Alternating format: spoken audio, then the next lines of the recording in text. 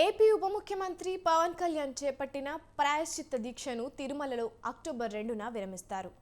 ఇందులో భాగంగా అక్టోబర్ 1వ తేదీన తిరుపతికి చేరుకొని అలిపిరి మెట్ల మార్గం ద్వారా నడుచుకుంటూ తిరుమలకు చేరుకుంటారు. మరుసటి రోజు ఉదయం స్వామివారిని దర్శించుకుంటారు. అనంతరం ప్రాయశ్చిత్త దీక్షను విరమిస్తారు.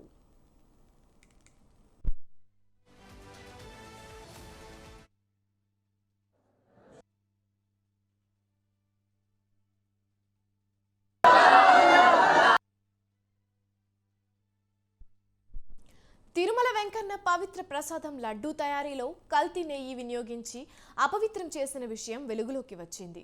రాష్ట్ర ఉప ముఖ్యమంత్రి పవన్ కళ్యాణ్ ప్రాయశ్చిత్త దీక్ష చేపట్టారు. ఇవాటికి దీక్ష 3వ రోజుకు చేరుకుంది. 11 రోజుల దీక్షను తిరుమల ఏడుకొండల స్వామిని దర్శించుకొని విరమిస్తారు. వచ్చే నెల 2వ తేదీన తిరుమల కొండపై ఉంటారు. 3వ తేదీన తిరుపతిలో వారాహి సభను నిర్వహించాలని పవన్ కళ్యాణ్ నిర్ణయించారు.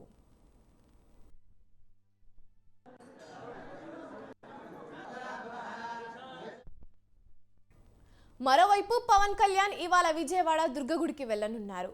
ప్రాయశ్చిత్త దీక్షలో భాగంగా ఉదయం 7:30 శ్రీ కనకదుర్గ ఆలయంలో శుద్ధి కార్యక్రమం చేపట్టనున్నారు.